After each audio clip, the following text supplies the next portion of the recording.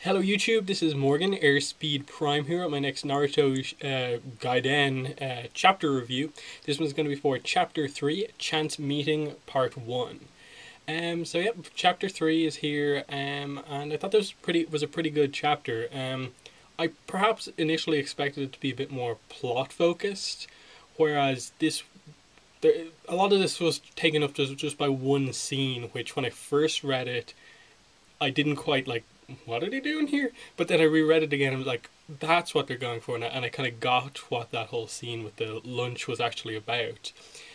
So that really kind of changed my perspectives on my view on the chapter. And then there's some other nice stuff going on, just with more setup for the villains, as well as just where things seem to be kind of heading.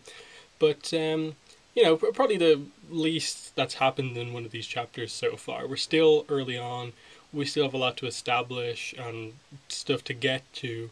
It's gonna take a few weeks until we really get a good footing in the kind of back in the universe in this time zone. So I'm still really excited for what's happening. But I suppose one of the main things to discuss in the chapter would be that we get a name for our boy with the Sharingan. And his name is Shin Uchiha, or Shin Uchiha. I assume they're going to go for Shin rather than Shin. He's the kid from obviously the last chapter who we met. And he's an Uchiha. We basically got that. They seem to be going for this idea that he doesn't like the fact that Sasuke killed Itachi. His father, he calls him father, the other main villain, has some weird Sharingan with needles and this ability to link it to another Sharingan, which is this kind of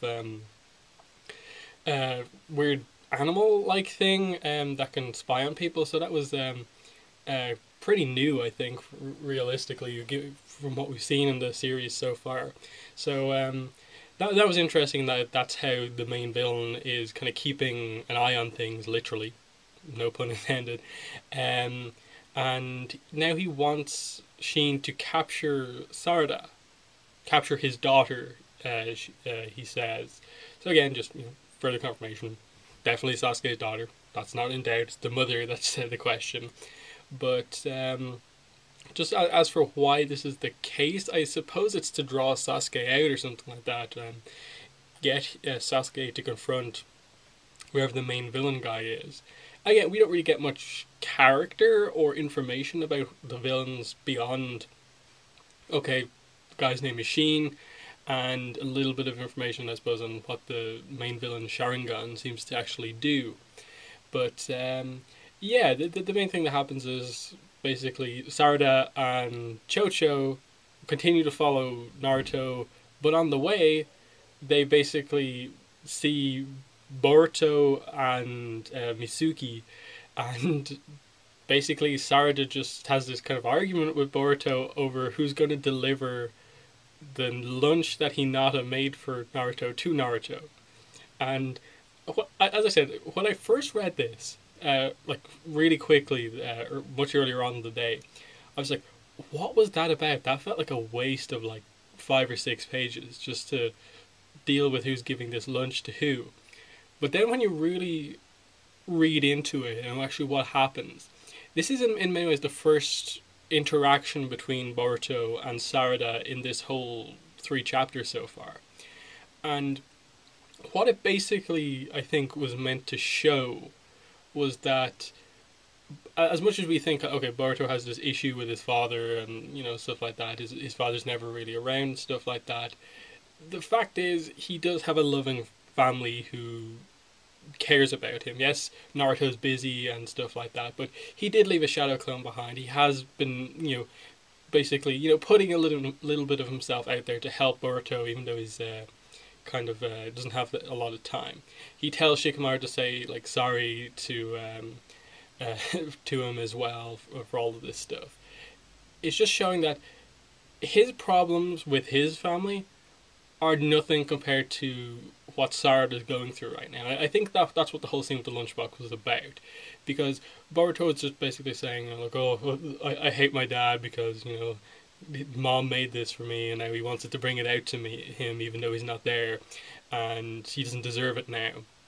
And it's just it seems like I think they were meant to go like that's a little bit petty from Boruto. You get where he's coming from, but then you see kind of Sarada's reaction to this whole thing, and that the close up on her eye in that panel, the second basically Boruto says that, and then she starts arguing like, no, I'll take it to him, and she just makes the point later on that it's not just that he's hungry, it's the fact that someone who cares about him made it for him like out of love, and Boruto seemed to miss that and kind of like it clearly like affected him, but he kind of says like, oh, you clearly have a problem, and then Shikamaru just said, okay, it's sorted. Sarada's going to deliver it to Naruto.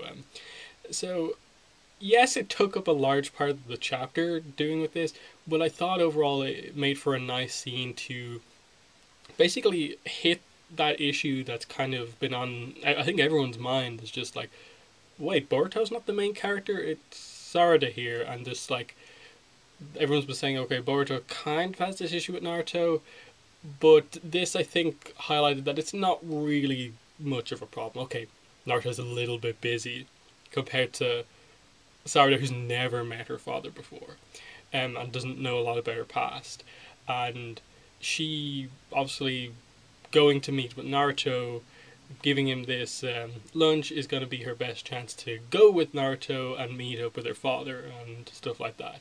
It, it's a scene just that accomplished what it needed to. While this was happening, you had Mitsuki and Chocho interact a little bit. Again, Chocho, she's fine and all, but definitely like of all of the characters, she is the most annoying. Not that I think that she is inherently annoying. It's just that why have you put her in such a prevalent position in the story compared to like anyone else going on right now? It's just like, okay, that main scene with the lunch in this chapter was meant to get across that, hey Boruto, like your problems aren't as bad as other people's, and yet apparently Sarada's best friend is Chocho, who constantly goes around saying, my parents aren't really my parents. There's no way, no possible way when it's probably the most obvious of anyone in the entire village that Choji is her father and stuff like that. So and they seem to be still hinting at that for sure, that Sarada hasn't just come out to Chocho and like told her, the reason I'm going here is not because I want to help you find your parents. You're being an idiot. It's because I want to know about my parents. I've never met my father before. Like, I'm kind of just waiting for that moment where she kind of just gets down and is serious with Chocho about this, because Chocho's like, oh, funny, who are my parents? We have to find them. Whereas, Sarada, it is a big deal. So the sooner they kind of address that, the better for me. We did get a quick little fight scene here, just with Sheen against Sarada and Chocho, and to me, what it showed, I think, more than anything, was just that Sarada's actually pretty skilled. She didn't really seem like she was in too much danger in the fight. Yes, the fight was very short, but she pretty expertly like dodged the first attack and seemed to get some sort of an advantage, and then Chocho came around, used the partial expansion jutsu to try and smush him. It didn't work, and then Sheen was about to kill her until Naruto arrived. And obviously the setup here is that Naruto has now seen the boy with the Sharingan, the same person who Sasuke reported in his hawk from like the last chapter.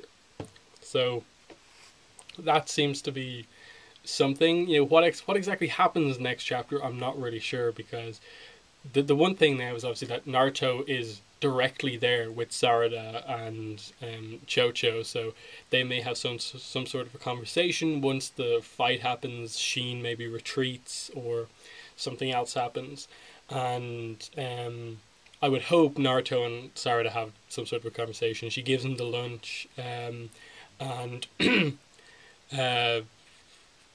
perhaps mentions I want to go meet my father, and we get whatever Naruto's reaction is to that.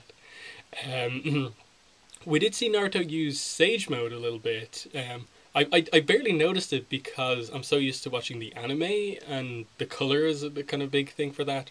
But then I was just like, oh, the rings around his eyes and the like kind of rectangle pattern in his pupil. I was like, cool. He was using Sage Mode to realize there was someone around. So that was interesting. That's obviously how he knew what was going on overall. But yeah, it definitely is probably the least amount to talk about of all of the chapters so far. I'm sure there's a lot of people speculating about the whole interesting Sharingan power that the main villain seems to have, and Shin Uchiha, what that name means and stuff like that. But it's just definitely one of the probably the first chapter of the three that we have right now that was just like, okay, there was some nice stuff. It wasn't a bad chapter by any means. It was just like, okay, I'm looking forward to next week. Want more to happen. It's just kind of like, it's really fun. I just want more. So that's always a positive thing about any chapter. So definitely in the comments, let me know what your thoughts were on the chapter. Other than that, all I'll say is I like that we got at least to see one panel of Hinata, who was just with Boruto after Sarada kind of said the whole thing about, it was made with love, for someone she cares about and stuff like that. And then he remembers, oh, and I was just being such a jerk about this whole thing, saying about how he doesn't deserve it. And, you know, you sort of get the idea where they're going with this. That, I don't know, maybe he'll apologize to Naruto. Would that make any sense? Or probably he'll just won't start. He'll stop making such a big deal about his father, which is definitely something I think a lot of people have noted just about all of basically Boruto's dialogue in the few kind of chapters we've seen him in. Is just that he seems incredibly harsh on Naruto, all things considering. But yeah, in the comments let me know what your thoughts were on the chapter. That's been the review. Thanks for listening, and bye.